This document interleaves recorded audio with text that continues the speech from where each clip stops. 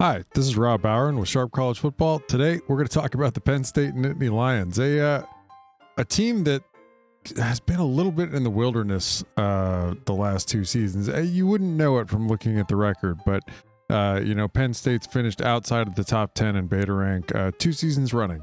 And so this season, we're projecting them to get back into the top 10. A little bit out of the wilderness, you could say. From where they've been. Let's do our usual audio check. We're there for now. So with this, this Nittany Lions team, they finished at number 15 overall in beta rank last season. It's hard to put it any other way. I mean, like for a season in which they only lost 2 games, a little bit of a disappointment. In the advanced stats, they were at 16 in 2018.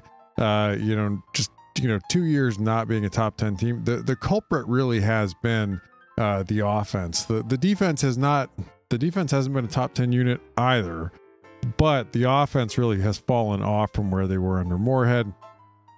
Out is Ricky Rain, in what feels like an opportunity for both sides to move on to new and maybe better fits. He's off to be a head coach in the FCS. And Penn State really does have an opportunity, I think, to reset offensively and try to get in a better place. And I think I think in the headline of this, the title of this, says it. I mean, I think they made a terrific hire in Kirk Shiraka. So Penn State could be set up this year to take a real big step forward. So their head coach is James Franklin. Really a dynamic, one of the more dynamic head coaches in college football, terrific recruiter, did really well at Vanderbilt, has, done well to really build Penn State back up to, where they are today. And we don't want to take away from, what they've really accomplished, under Franklin and his tenure there. That said, really from where they were under Moorhead and where you felt like the program might have been going, the last 2 seasons really haven't been there. So, overall, when we look at some of their numbers from, where they were last season, they were at number 17 in special teams last year. That's also really going to have to improve. I mean, when we start talking about the programs, if they want to get up to where they could challenge Ohio State next, in this coming year, potentially also a really loaded Wisconsin team with a lot coming back, next season, like Penn State is really going to have to put it together a little more on special teams. You're not going to be able to hang with Ohio State, without some turnovers if you're, giving up good field position to the Buckeyes on both sides of the ball. They're at 48 in returning production. That's pretty good in this range for a lot of teams up at the top, college football. They're always going to suffer some turnover, on their roster. Wisconsin's really one of the standout teams that has just a ton coming back on both sides of the ball. This year, the projection of the top 10, Penn State, they have some coming back. It's a little more towards the offensive side of the ball, but the defense brings back a substantial amount too. They're at number 15 overall in recruiting. That's a solid number. It's not likely where they need to be able to catch, where the Buckeyes really are rolling at right now. But if you're Penn State, you could potentially, get a lot closer with a little better coaching than they've had, on the offensive play calling, to the point where, you could maybe catch the Buckeyes, and it's not it's not where you need 2 turnovers to hang in the game or maybe win it. Maybe you could be, 1 turnover, or Ohio State just plays poorly and you're able to capitalize and win the game. Ideally, I think they'd like to get it even closer. And with Franklin's reputation, I think as a recruiter, I do think that it is possible. Penn State might have to invest more and, it might have to shake up the staff a little more to get past this number 15 number in recruiting. They might have to pursue a little bit more of a national recruiting strategy than maybe they have in the recent past. Because number 15 in recruiting, it is going to be tough to hang without a really substantial schematic and development advantage. It is going to be tough to hang with, the top teams in college football. And you definitely have one of those sitting right there, in your own division in the Buckeyes. So I reference the Buckeye, and we will likely continue to reference the Buckeyes here because I think that is where Penn State really aspires to be. You know, and you're not going to be able to get to, I think, the places that Penn State wants to get to without getting by the Buckeyes. So Ryan Day absolutely has them rolling right now. You know, if you're Penn State, getting past them has to be objective number one. And it does help, of course, that the rest of the Big Ten East, I mean, and Michigan's likely going to take a little bit of a step back this next season.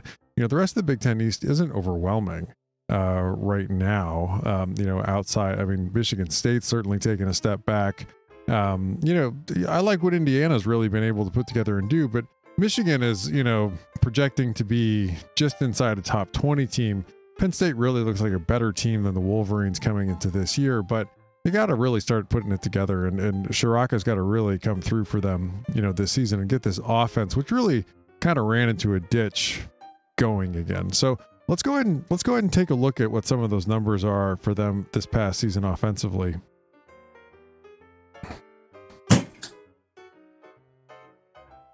All right, audio's still good. So this is, I mean, for a team that we're projecting into the top 10, you know, 21 on offense last season. That's not outstanding, you know, football. You know, their drive efficiency number at 32. You know, that's, you know, that 21. It's, you know, I try to remind people, judge the Power 5, you know, programs on a 1 to 65 scale. They really have vastly different resources than the Group of 5 teams. So it just in the back of your head is a simple heuristic to be able to judge these teams pretty effectively. You know, 21 out of 65. I mean, you know, top 25 offense sounds a lot better when you think of like all the, you know, 130 teams in college football. But when you think on like the Power 5 scale, you know, 1 to 65, 21's okay. You know, but it's certainly not where Penn State needs to be offensively. Number 32 in drive efficiency, just not effective at completing drives, putting together long drives. You know, Penn State was an offense that could get off track last season. They were a little better in explosive drives at 21. So, you know, when they did put up points, it was often more out of big plays. Their play efficiency number is okay at 25. It's not the most important metric in beta rank. We talk about that. It's the least important of the core 4. But their negative drives number, again, just speaks to an offense and the play calling under Rain that, you know, they came off the bench and they didn't always have a plan. They, you know, or they had turnovers, just too many 3 and outs, not enough long drives, just struggling with the play calling and consistency on the offensive side of the football. You know, a better running team, I mean, than a passing team. They have a pretty big split here. You know, 20 in effective rush, 56 in effective pass. You know, that effective pass number, I really expect to take a tremendous step forward. You know, with Shiraka coming in from Minnesota, Minnesota was one of the best passing teams in college football last season. I expect that they will have a significant effect there, but there's a lot of work ahead of this offense. I mean, you look through this is not, you know, they are in no way playing up to their recruiting ranking or what that staff is being paid. You know, and the year before, you know, in 2018, they were at 30. You know, I mean, Rain really never got it going. And you can argue, I mean, yes, there were some production losses, you know, and you know, some of those guys that were stars with Moorhead went on to the NFL. That said, you know, like, you're still recruiting well enough and you're, you know, absolutely compensated well enough, and you should have competent enough position coaches on your staff to be able to deliver. You know, really, even if you have production losses, if you're Penn State, you shouldn't drop out of the top 20 in offense. Dropping all the way to 30, you know, really speaks to, you know, some of the dysfunction. And like I said, like, I think if you're Penn State, you know, it feels like a little bit like both sides are probably in a better place with Rain moving on. In steps, you know, Kurt Shiraka, he was the offensive coordinator for the Minnesota Golden Gophers last season. They took a huge step forward as they continued to build under PJ Fleck. They were at number 51 on offense in 2018. They were number 6 last season on offense and just had a dynamic passing attack under Shrek or PJ Fleck and Kurt Shiraka. That's a doozy. But Shiraka's got his work cut out for him here, because Penn State is really a little bit unsettled at QB, and in some ways it almost feels like, I mean, Penn State has a little work to do, I think, recruiting to the QB room as well. Sean Clifford is the likely starter. He was the starter last season. He graded out at 55 in Pro Football Focus's QB grades. He had some good games. He didn't have anything overwhelming, not a lot of big time throws as Pro Football Focus grades those out. He was decent in particular in the intermediate passing game, but nothing overwhelming. Grading out at 55, I mean, yikes. I mean, there's a lot of work for Clifford there. I think he will make progress under Shiraka. I think Shiraka will be a better mentor, better, coach for Clifford, and really, I think, help him take some steps forward. But they're absolutely going to have to. You're not going to be able to get away with, unless they become just a dynamic rushing attack.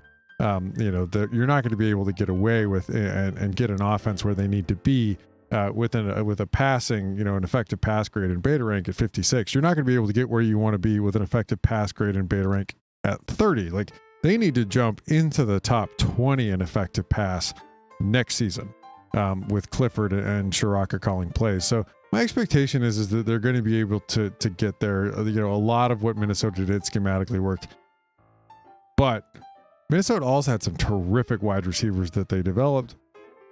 Are they going to be able? Penn State, it does not appear at first glance when you're going through that they have anybody really, in the class of wide receiver that Minnesota was really rolling with the last couple seasons.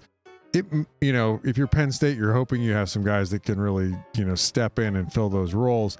They've certainly, you would expect with number 15 in recruiting, been able to recruit guys that should be able to develop into that. But that is something to absolutely watch for, is do they have the wide receivers to play the Minnesota game next year? What he does have that is a real asset is the number 14, offensive line for Pro Football Focus. They graded out well running the ball. They graded out pretty well in pass protection as well. This is going to be a real asset for them. They're at number 37 in returning production on the offensive side of the ball. They bring a lot back, frankly, to, for Shiraka to work with. So there's definitely some talent here. Clifford, he's got to take a real big step forward. He wasn't particularly called out for his accuracy, so some of this he can definitely correct with some better decision making. But for Penn State to hit the projection we have for them at 8, they're really going to have, this side of the ball really has to deliver, and it is on Shiraka and it is on Clifford to really get it going this coming season. So just keep an eye out that for Penn State to be able to hit, this offense is going to have to really hit on all cylinders. On the defensive side of the ball, they're good. This defense at number 13 overall, they've kind of been hanging around in this range under Brent Pry, their defensive coordinator. He replaced Bob Shoop, who really didn't work out, at Penn State under Franklin. Came over from, Vanderbilt with Franklin. Excuse me one second. But really didn't work out in the way that I think they were expecting. But in fact, you could argue that neither of the coordinators that he brought with him from Vanderbilt, including John Donovan, who really didn't work out and gave way to Moorhead, Pry's done well. This is a successful defense, number 13 overall. Their drive efficiency number is pretty good. At number 11, they did find ways to get off the field, and not give up long drives with timely blitzes, good play calling, good execution. The explosive drives number, again, it's solid, number 14. Not a lot of big plays given up. Their play efficiency, this is their best number. They really did control the yards per play, controlling for opponent and field position. Where they struggled a little bit, negative drives last season, not really forcing enough 3-and-outs, not coming off the bench with a plan for the first 3 downs to get off the field, not great execution, not enough focus, really not enough turnover. So this side of the ball, they definitely have a little bit of work. What you can see here, though, is they have a huge split. Just number 3 in effective rush. And you can see some of that in their play efficiency number there. Just an excellent run defense, but that pass defense is not very good. Number 38 in effective pass. They have a lot of work to do, in cleaning up the pass defense coming into this season. And it really does start in the secondary and in coverage. So, Penn State, who for a lot of years, did develop, some really quality corners. They're going to have to, do that again. They're going to need guys to step up this coming year to help out this defense, because really, from what you're looking at here, I mean, their only real, glaring problem when you look through these numbers is really that they don't have a particularly good secondary. They do have a decent pass rush, but more than anything, I mean, like, the determining factor on defending the pass really is your coverage, and Penn State's coverage just wasn't great. They're going to have to get better here. So if you're going to say, like, what do we need to look at on the defensive side of the football, it's really going to be that secondary. Can they take a step forward? They've kind of hung around in this range. They were at number 11 overall in 2018. I mean, for them to really step up, get into the top 10 on defense, they are going to have, I mean, it's obvious. I mean, they're just going to have to clean it up defending the pass. If they could do that, if they can get into, the top 20 pass defenses in college football, hold serve where they are in defending the run at, kind of in the top 5-ish range, then they will absolutely be a top 10 defense next season. Easier said than done, though, right? I mean, like, you don't end up at 38 for no reason. Like, they absolutely have some work to do defending the pass next year. So let's take a look at the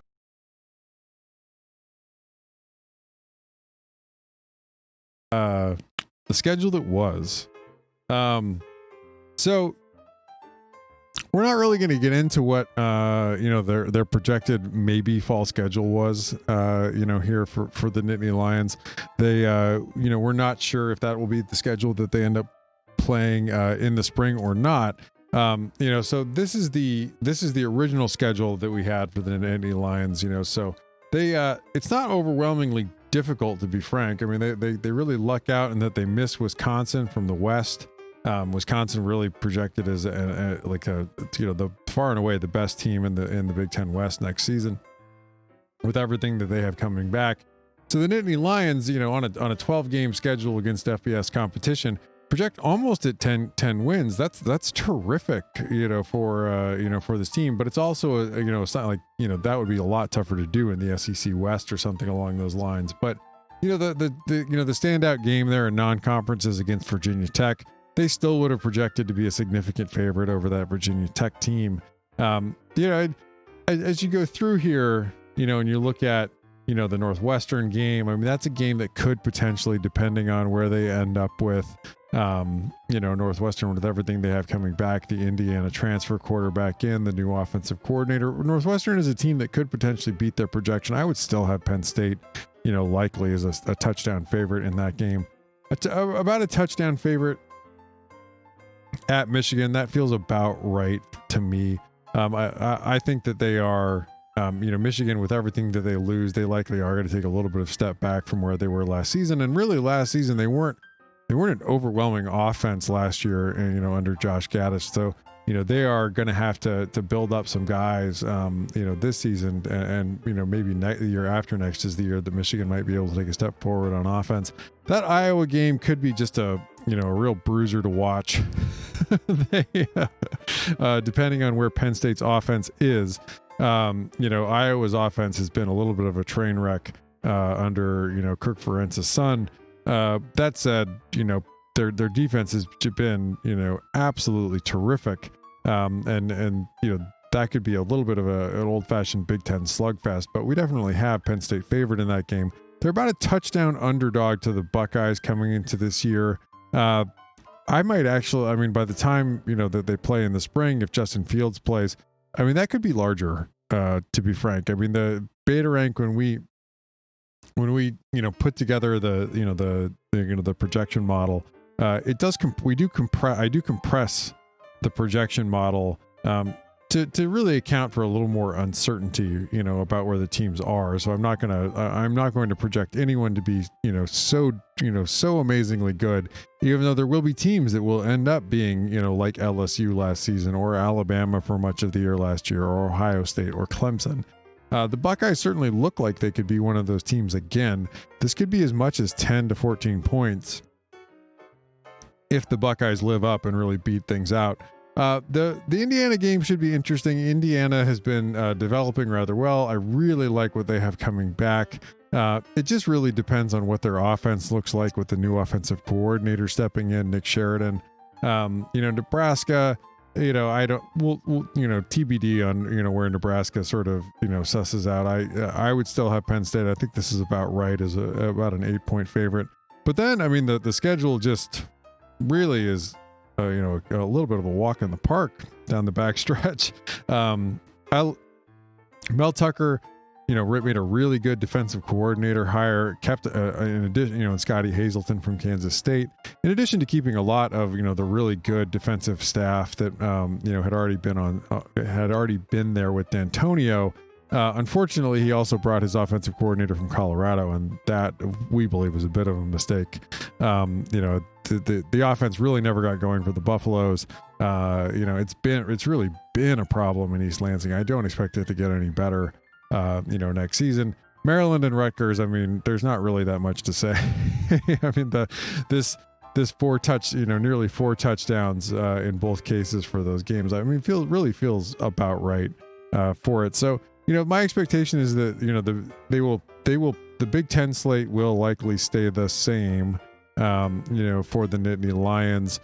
They may be able to there's still quite a few. I mean, including, the MAC and some other FBS, it's really only the Pac-12 and the Big Ten out of the Power 5. But out of the rest of the FBS, like the Mountain West is going to be available. They may be able to put together in the spring something akin to an 11-12 game schedule out of it. So I TBD, we'll see if Penn State ends up playing 10 conference games in the fall or in the spring, or maybe I should say that, like, I doubt they'll be playing 12 games, but they may be, like, they may be able to sneak a non-conference game in there as well. So as we look at and wrap up the Nittany Lions, who we will definitely not be seeing until let me check the audio one more time.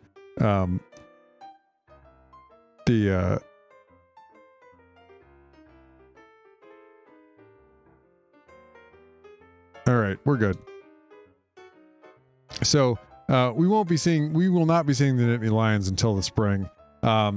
It will, it will help in some ways, them having the new offensive coordinator, having a little time to acclimate to what the new system is. I think in many ways, with Shiraka, coming in this year, they have some good returning production this year, but Clifford's only a junior. Missing out on this year, but still getting to play and have some development, maybe 2021 is really the year that the Nittany Lions are able to really take a step forward offensively with, Clifford as a senior and Shiraka's system really in place. So I would say, if you want to see in the spring, that the Nittany Lions are going to hit or exceed this expectation, it's really going to depend on where Shiraka and Clifford are on offense. yes, like, keep an eye on where that secondary is, like, and we'll talk in just a second on what you want to look for to make sure that is happening. But, for, Shiraka and this offense, you want to see Clifford being able to execute. They're going to need to put a lot on his shoulders. He's going to need to be able to get through his progressions. He's going to need to be able to execute the offense effectively. And that's going to, require him to look a little less lost than he looked at, last year. Shiraka should be an improvement in play calling and scheme over what they were running with Rain. So if you keep an eye on what they're able to do with Clifford, if he looks like a different quarterback and they're really executing, particularly when they do get to, watching, those games against Northwestern, against Iowa, some of the teams that really do have a solid defense before they end up playing the Buckeyes, and even Michigan with Don Brown. Those are the games that are going to tell you a lot about where this offense really is, right? If Penn State can actually hang in those games, put up some points, move the ball, look competent on offense, then it really might be a whole new Nittany Lion offense that they could be working with. And that could be the engine to getting this team where they can live up to this projection at number 8. On the defensive side of the ball, you really need to see the secondary clamp down. There's no two ways about it. Like this, you need to see, and of course, like you're likely not going to get to see a lot of all 22. So look for the quarterback, the opposing quarterback. how, keep an eye on his head. Where's he looking? Is he going through, is he being forced by the defense and the coverage to go through his progressions? Is he not finding option 1 open? Is he not finding option 2 open? Is he having to get to option 3? Is the coverage putting him in a position where the defensive line is getting home? Where, he's having to shuffle his feet because he's not finding his first, second, or third option open, and he is now having to, reset his base. Quarterbacks struggle when that is the case. So if you can force not a lot of quarterbacks are great under pressure. So if you can force him to reset his base, in order to set up the throw, you're often in a really good spot. You need to see this from Penn State's secondary next season. You need to see a lot better coverage than what they were able to deliver last season. So keep an eye out for that. If the Nittany Lions are able to do that, then you really like what they're, potentially could get to, on defensively as well. I'm excited to see this team when we do get to see them play. I really think the Kirk Ciarrocca hire was a really good hire. It was definitely time to move on from Rain. And him getting that FCS head coaching job, I think worked out well for both parties. They were able to go out and get one of the best play callers, up and coming play callers that had, really shown what he could do with the Golden Gophers. I mean, I think that this puts them in a position, to potentially be where they were when they had, when they were rolling with Moorhead. It is going to, the defense is also going to have to take a little bit of a step forward. If you're going to want to compete with if you're going to compete with the Buckeyes, who are really, like I said, rolling under Ryan Day, it's going to require, putting it together in all phases, because that's really where the best teams in college football are right now. And we talked about this with LSU last night. You can't just, there are no teams anymore that are going to compete for national championships or actually show up and look like they belong in the playoffs who are one-dimensional, right? Like Nick Saban plays offense, right? I mean, the Alabama has had a great offense the last couple of seasons, under Saban with Sarkisian.